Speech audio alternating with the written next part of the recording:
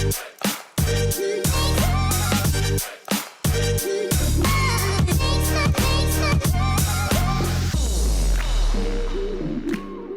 everybody and welcome to this week's Motor Trade Radio podcast, brought to you in association with eBay Motors Group. It is Saturday the 27th of November and you're joined by myself, Philip Nothard. And me, Curtis Hutchinson. This is episode 61, season 7 of Motor Trade Radio, bringing you all the chatter that matters. And once again, we've gathered together this week's big car retailing stories across the franchised and independent sectors for you to enjoy all in one place, on demand, on your podcast feed. So we've got a few little shout outs this week because there's a few things happening next week, those that are attending, but we want to wish everybody the best of luck who are shortlisters and nominees at both the award events that are taking place. So if you are going to both, then well done and get some rest for the remainder of the week. But we've got the Car Dealer Used Car Awards taking place on Monday evening, and then that is followed on Tuesday evening by the Motor Trader Industry Awards. So like I say, best of luck from Curtis and I if you have been shortlisted or nominated for either of those events, or maybe even both. Yeah, definitely. And I think I can predict that Wednesday is going to be a fairly quiet day in the industry, isn't it? Especially for those who attended both events. Yeah, possibly. I got the option and I've just got such a big workload, and I thought it'll kill me for the rest of the month, never mind the week. But good luck with all that one if you are attending that. And we mentioned the Barbara Cox Woman of the Year Awards last week because it was launched last week. But you've got an update on that, haven't you, Phil? Yeah, so it is live. You can get your nominees in now. So if you Google Barbara Cox Awards 2022, you will get access to that. It's on the Cox Automotive website. So this is a fantastic event, opportunity to get nominated for the leaders in the sector. There's been some fantastic winners. Bel Carney from JCT 600 has won. Lorna is the most recent winner, Lorna McAtee, who is the fleet manager over at National Grid. And we've even had Alison Jones, who is the vice president and at Stellantis country manager, but she's also the president of the SMMT. Yes, been announced this week. This week. Yeah, fantastic there for Alison. It's always great watching Alison speak and everything she does. So, please do look out for that. You'll see it in all the social channels, and get nominating. It takes 5 minutes, literally 5 minutes, but I'm sure that you will know somebody that's worth the nominee on that one. And we've got a special guest this week, Darren Martin, joining us talking about November values. And also, we've got our regular Men Able Moment slot with Steve Whitten. We have. So what else have we got in the headlines then, Curtis? Right, headlines this week come from AM, Car Dealer and Motor Trader. And the story that really caught my eye this week, and I'm really looking forward to us chatting about this one, is Suzuki GB beat chip shortage by importing 4,000 cars and to retrofit their infotainment system. So that's an intriguing one there. Almost half of car buyers plan to purchase before end of 2021. Inchcape UK launches branded used car business. Ford hikes car and van prices for 2022 as it cancels rental company orders to manage supply. And finally this week, Motorpoint sees record performance with profits up 39%. But before we go any further, we're going to have a chat with Darren Martin. As it's the end of the month, we're delighted to welcome back Darren Martin, Head of Valuations at CAP HPI. He's here to chat about how used car values performed in November. So welcome back to the podcast, Darren. Thanks, Curtis. Great to have you back on, and intrigued to find out what's been happening over the course of November. Now, regular listeners will know you were talking about values starting to plateau at the end of October when the rate of increase slowed to 1.2%. And that was actually after 8 consecutive months of growth. So what are the headline figures for November? Yeah, so the value moves going into December. So what's happened in our live values in November, it's a 1.2% movement down. So that's basically undoing the 1.2% that went up last month. So that's equivalent to about £230, just over. So we have seen a plateauing of of the market. So the increases have stopped for now, and but I don't think there's anything to worry about. It's a normal sort of seasonal pattern that we tend to see at this time of year. So different ways of looking at it, really. You can say it's the market has turned because values aren't going up anymore. First time they haven't gone up since the month of February in our live values. But then you can also say that it's one of the strongest Novembers we've ever had since we introduced our live product. So it's certainly no reason for concern. So, I mean, before we start to think about and dig into some of the numbers that have been published, and I think it was clear that the message was not to panic. What are the dealers saying at the minute about consumer activity, demand, footfall, and obviously, we need to remember at the back end of November here, we're not in that pent-up period that we've experienced over recent months. Yeah, it's been interesting speaking to dealers because we get a bit used to what's happened over the last few months, don't we? So everyone's been sort of used to the demand being through the roof, margins being really strong, everyone's been having a great time of it. So when it does dip away, because values have gone up by so much, there's concern that this could be like a crash coming, I guess. But when you speak to them, we were kind of reassuring that we feel it is very seasonal. And to be fair, a lot of them realise that it is seasonal and it couldn't carry on as it was doing.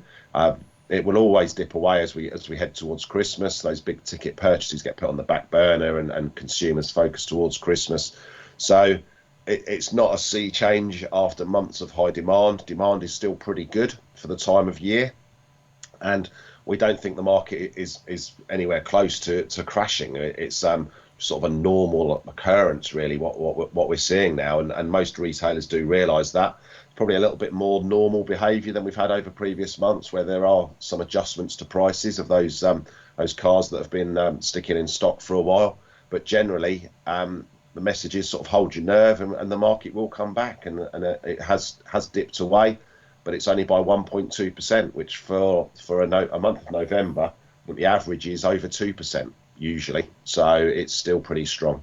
And I think last year we went down 3%, didn't we, going into the month of December? So I mean, all things considered, I suppose last December we were sort of in that period of lockdown or sort of partial lockdown. So 1.2% isn't huge, is it? Not at all. It's better than what we normally see. And yeah, last year there was quite a dip in quarter four last year after quite a strong summer, whereas this year we've had values going up really considerably, but we've now got a bit of a dip away, but it isn't anything to worry about, and that is a very small drop that you see. And there's more moving parts within it than ever. There's cars that have gone up, there's cars that have gone down, so that is very much an average. Whereas over the last few months everything's been going up, whereas now there's just a little bit more variation within the data. And one of the figures that caught my eye in the editorial, and this really does provide the context what you've been saying, Darren, is that over the course of the year since January, values have actually gone up 30% as we go into December. So that's absolutely crucial to remember that, isn't it? We can't forget what a crazy year it's been. Yeah. Values would normally come down, and they've been going up. So even though they're up almost 30%, but compared to what would normally happen, of maybe a 5% drop or even more than that, then it's considerable, really, that this increase has happened. But cars are worth thousands of pounds more than they were worth at the start of the year, and we need to remember that, and that some sort of drop was always going to happen at some point. They can't keep going up. You've got cars that are above list. You've got cars that have gone up, as I say, by thousands of pounds. Some of them have put 50-60% on their value at the extreme end. So that just wasn't going to carry on forever. And we've just got to put it into context that we're having a seasonal downturn. Some values have dropped, but it's nothing to panic about. And on your point of that, the detail, there's been increases and decreases, and I think we alluded to that a little bit on our last call, because it kind of started to show last month, didn't it, where there were some increases at the start of the month that decrease by the end of the month. And looking at the sectors, I think there's some winners and losers. I think in terms of the sectors, even MPV still looks to be performing fairly well, holding against the overall drop. I think large exec is similar, but SUV has taken a bit of a realignment. And what's your view on the sort of winners and losers of the data this month?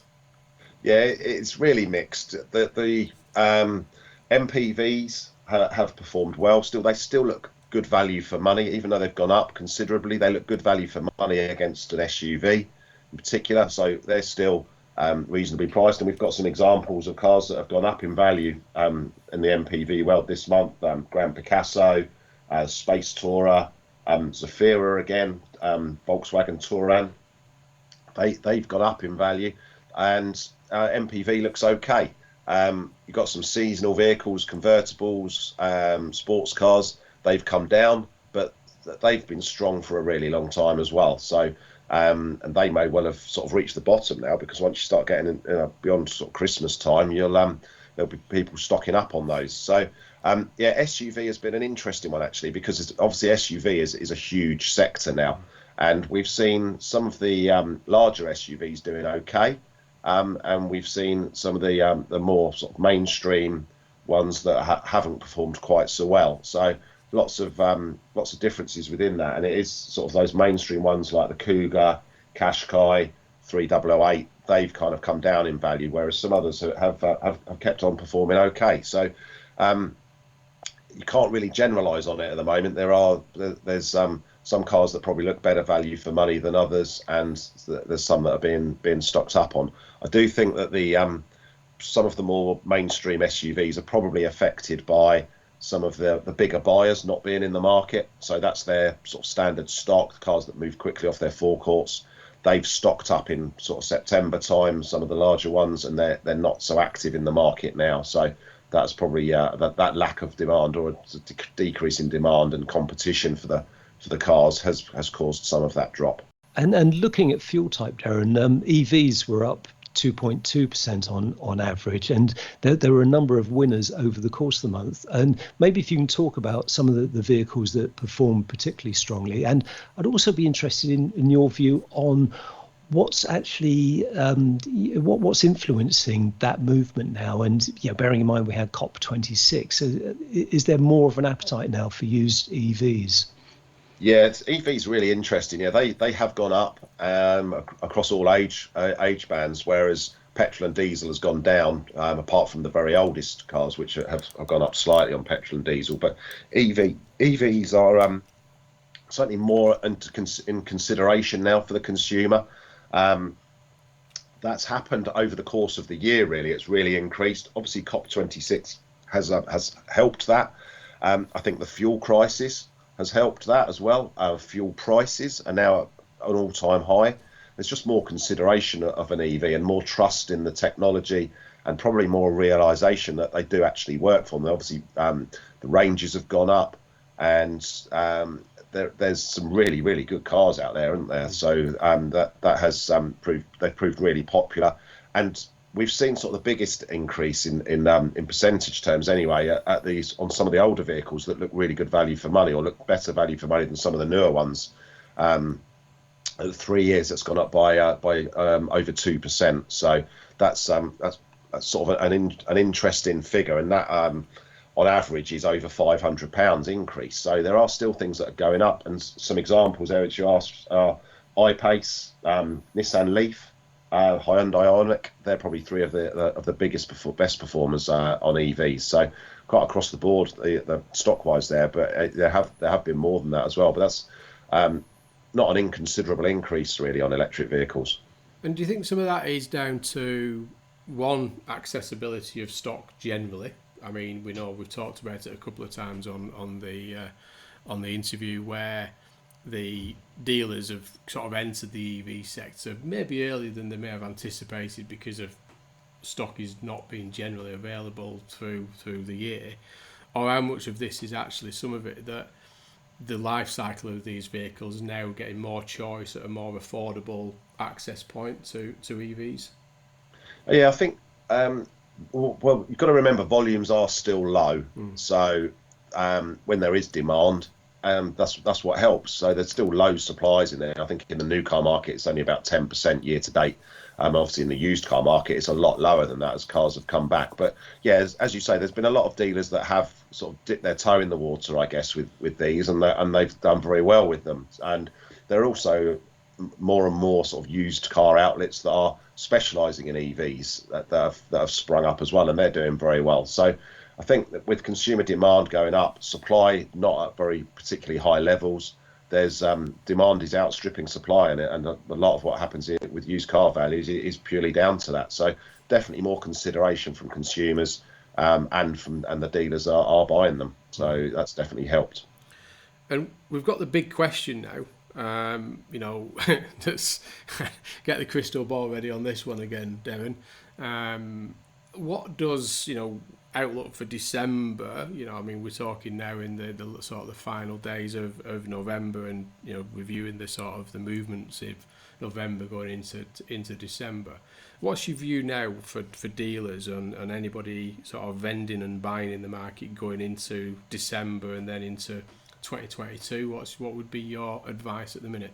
I think it's possibly easier to predict at the moment than it has been over the last few months. I would expect that values will continue to drop going into Christmas. As we said, consumers put off big ticket purchases, so the closer we get, the less likely they are to buy a car. But I think it will pick up again. And I know Boxing Day is traditionally a day that everyone's really bored of their families and starts looking for cars on the internet. They might not seen them for 2 years, some of them, I think. So I think that there will be some drops. I wouldn't be surprised if it's similar to what we've seen in November during December. And although it's a shorter month, really, isn't it, with the sort of Christmas period? But I think that there will be some drops. Again, nothing untoward, nothing to worry about. And then in January, I think it will stabilise. Won't necessarily go up, but I think it could do.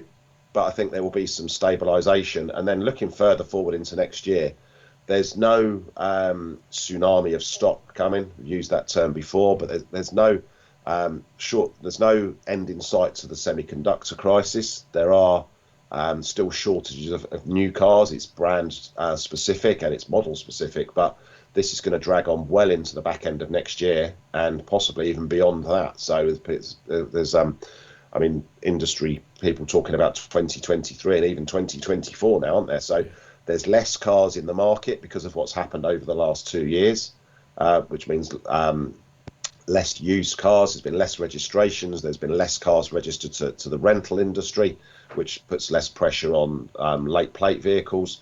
So I think we're in for. I think there's nothing to worry about for the next few months. I think there will be a fairly stable period, but obviously caveats around that are any sort of COVID related issues, any restrictions that are put in place, and obviously economic factors as well, where maybe could have an impact. But if you look at the pure supply and demand dynamics, I think we're in for some stability once we get past Christmas. So very much steady as she goes as we go into Christmas and into the new year. And as you say, there nothing to worry about. Not in my view, no. And I wouldn't be reducing prices particularly. I think you just need to hold your nerve, and the buyers will come back, whether that's trade buyers coming back into the market, which may happen in December to a degree if they want to stock up for January, and consumers coming back in. So I would be sort of an advocate of holding your nerve.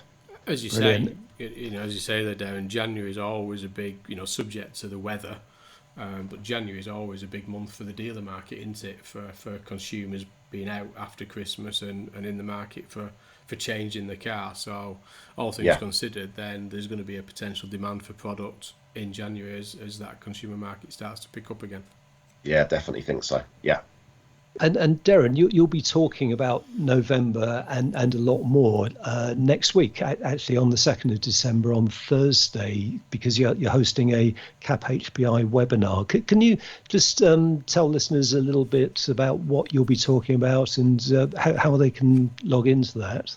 Sure. Yeah, we have a free webinar about every 6 weeks or so, and we will talk a bit about the economy, about the wider world sort of situation with regards to economic factors, not just in automotive, but we have a little section on that. Then we talk about the used car market and what's happened and what may happen over the next few weeks. Then LCVs, talk about the strength in LCVs, which has been unbelievable, and maybe has gone a little bit under the radar for some because the volumes aren't so high, but LCVs have been really, really strong for a long time, continuing now, and also, probably will continue into the future as well. So there's a section on LCVs and a section on the car forecasts on where we see the future in as far forward as sort of 2 or 3 years' time, which is obviously very, very difficult to call, bearing in mind what's happened this year.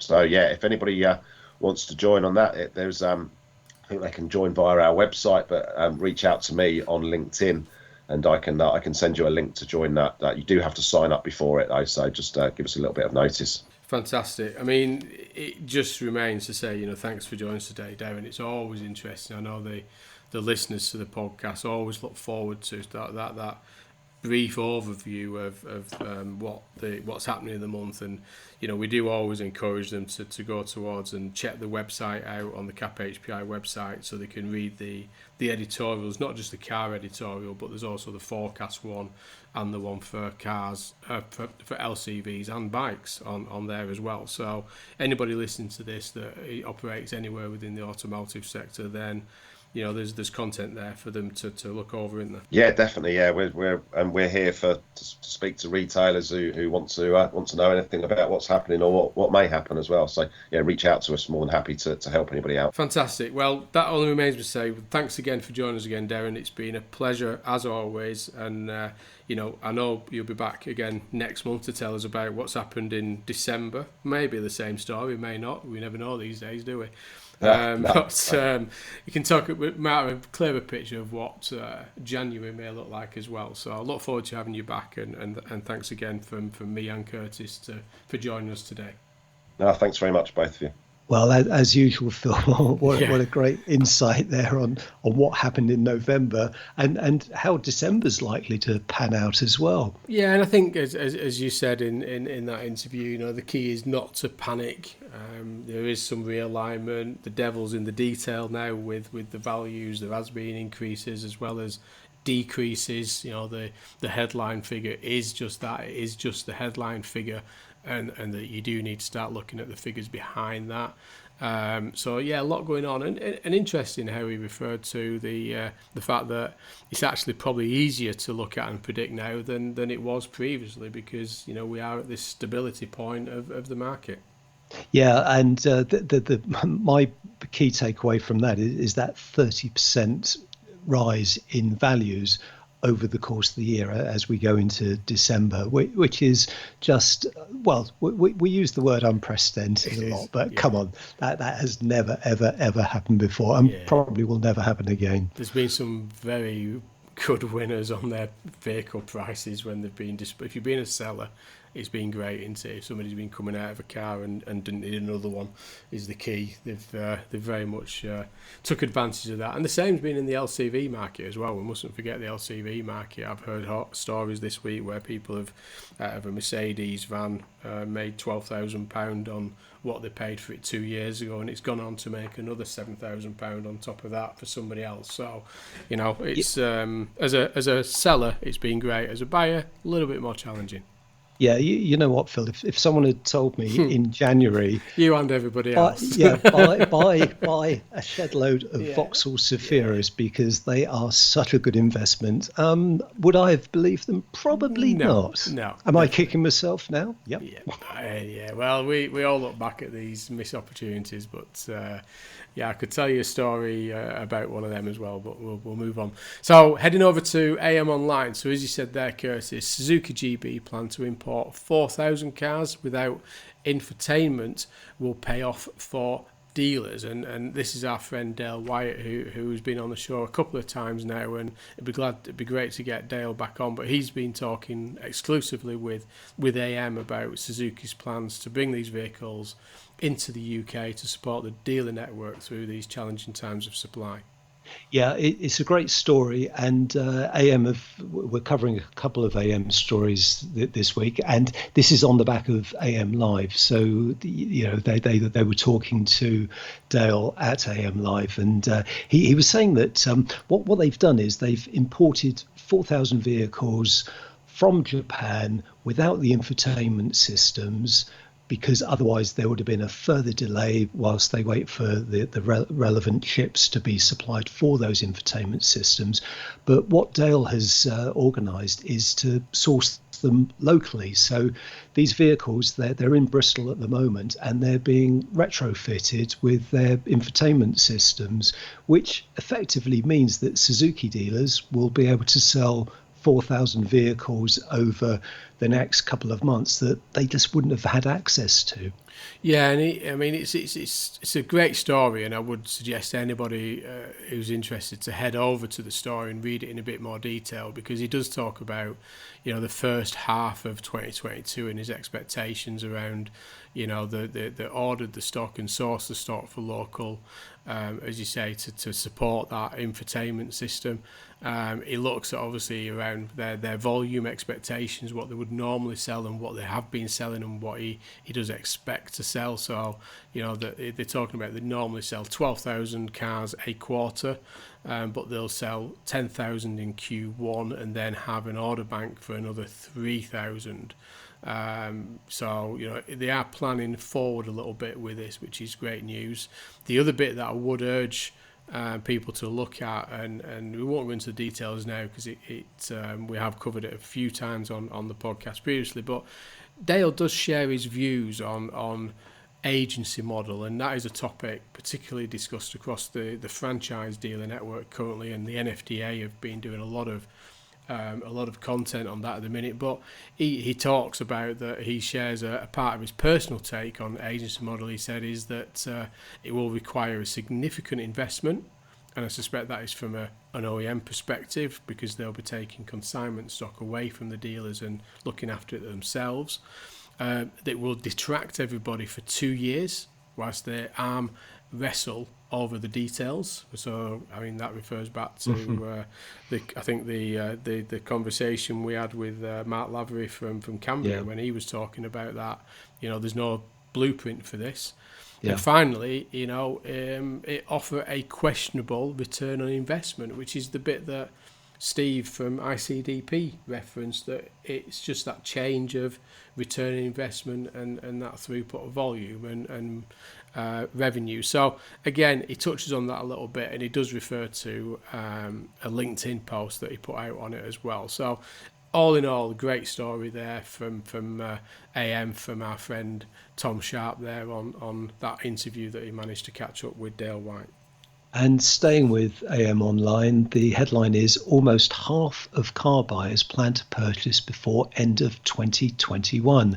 So this is research carried out by What Car, and they've found that 46% of in-market buyers expect to purchase a vehicle before the end of the year. So this is a survey they've carried out over recent weeks, and it's based on responses from just over 1,500 car shoppers. And this is an interesting one, because it shows the sort of level of intent is there. But we were talking to Darren earlier, and we asked him about what's happening in terms of footfall and inquiries. And the data that CAP HPI is seeing is that inquiries and footfall have come down, because we are now into seasonality. So if What Car are identifying that almost half of car buyers are planning to buy before the end of the year, there's a couple of issues here. Are they making those inquiries?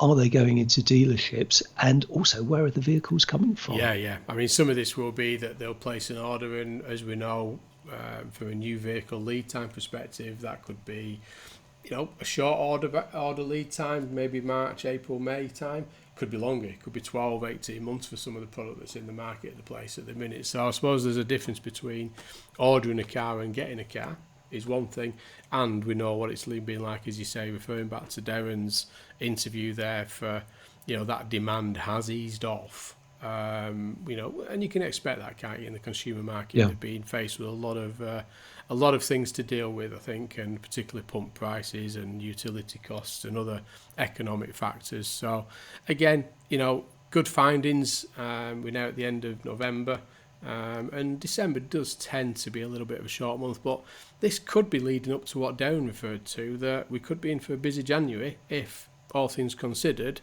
we don't get any further significant impact from the COVID, and we don't end up with 3 foot of snow outside. We could be in for a busy January if these people are out in the market to buy. So, and also, as Darren pointed out, there is the Boxing Day bounce. Although I rather hope that members of his family weren't listening to him talking about that. It's everybody disappears. We've been locked down. We've not seen people for all this time, but we'll all get on our laptops and iPads and phones to start looking at used cars on Boxing Day. But it has happened every year so far. So there's no reason for it not to happen this year.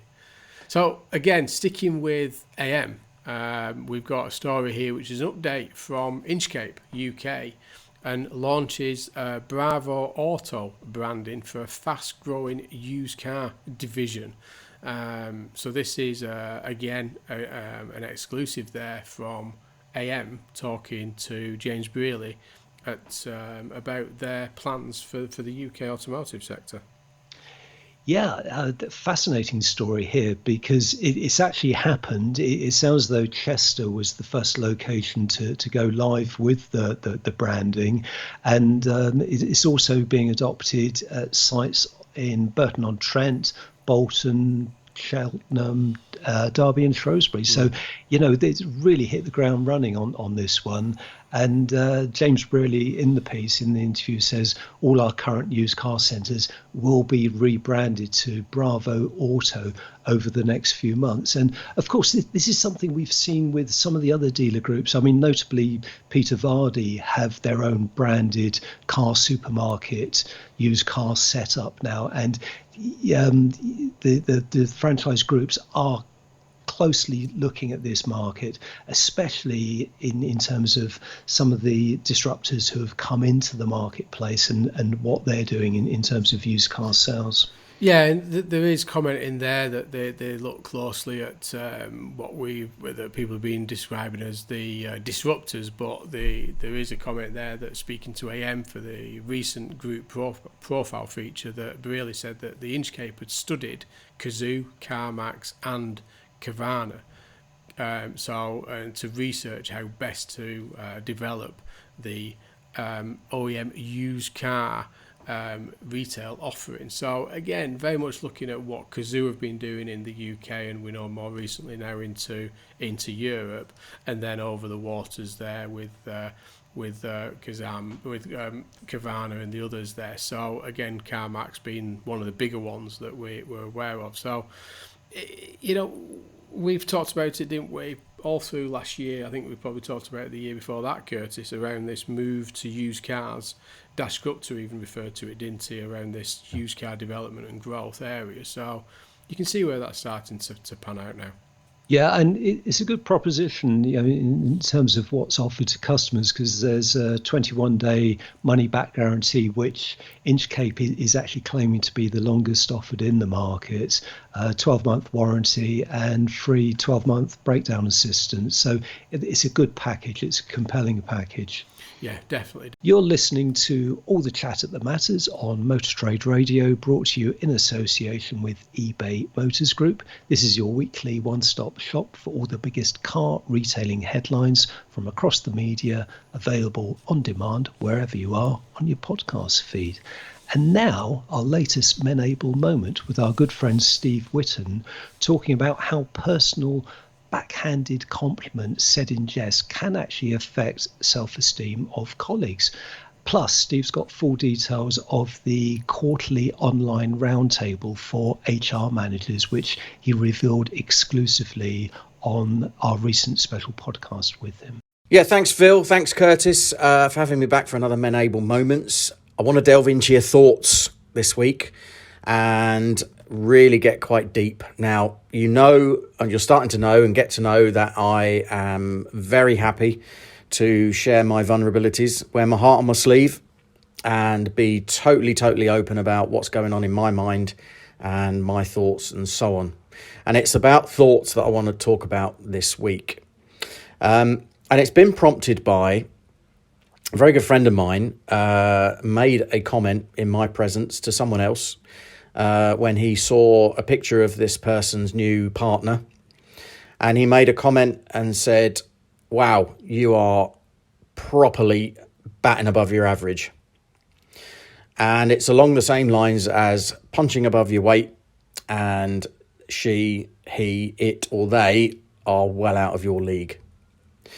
Now, the reason I raise those points is, and in the same context as delving into your thoughts, is I want you to think for a minute, what does it feel like to be on the receiving end of that comment? Do you take it as a compliment and go, that's nice. Yeah, I absolutely am, because obviously, that's how you're going to feel. Or is there a very tiny bit, or maybe an even big bit, of you actually digesting and taking on board that comment in a way that slightly knocks or chips away at your self-confidence, your self-belief, your feeling of self-worth? Now, maybe it doesn't. Maybe you don't notice it. Maybe you don't think it does.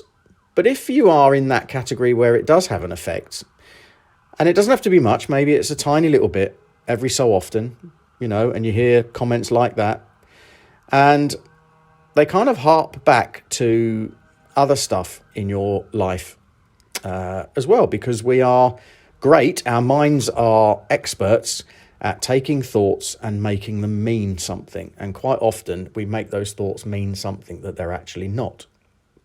And the reason that we do that is through, obviously, association. So, for example, my own experience of anything like that was that when I was a teenager, I was quite a chubby little lad, didn't really take care of my personal appearance. And my mum once said to me, girls don't go out with fat boys that wear glasses. Now, I happen to say that, she was probably right for a good few years. But also, the reason she was right was because I probably took that comment on board and then made her right, because I lacked the confidence and self-esteem and feeling of self-worth to prove her wrong. And that comment always sat there in the background, in my subconscious, and gradually and slowly and drip by drip, it just ate away at me. Now, fortunately, I've had therapy to overcome that. But not many people get that opportunity. So I just wanted you to have a little bit of a think about, what does it feel like to be on the receiving end of a comment like that? She's out of your league.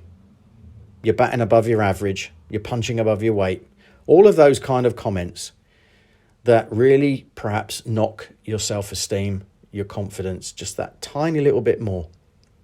Build that up over a number of years, and that's where we have some of the issues and the problems that we have that lead to some of the behaviours and decisions that we make and turn into some rather unfortunate activities and what have you. So anyway, just wanted to have a little bit of a think about that. A date for your diary. If you've got HR people around you, please pass this on. 6th of December at 11 o'clock, we will be holding our very first of our first quarterly Men-Able HR roundtables. This is for HR managers because they are almost like a little bit of a forgotten team in some respects, and they need support and to know that they're not alone in what they're doing and their endeavours. And so we thought, right, let's get all of those ladies and gents together and get them talking to each other, sharing some best practice, not delving into competitive stuff, obviously, and just really letting them know that there is a supportive network amongst their peers across the industry. So 6th of December, HR forum or roundtable from Men-Able. And please get them to sign up. So you know how to get hold of me, Stephen J. Whitten on LinkedIn or at menable.org.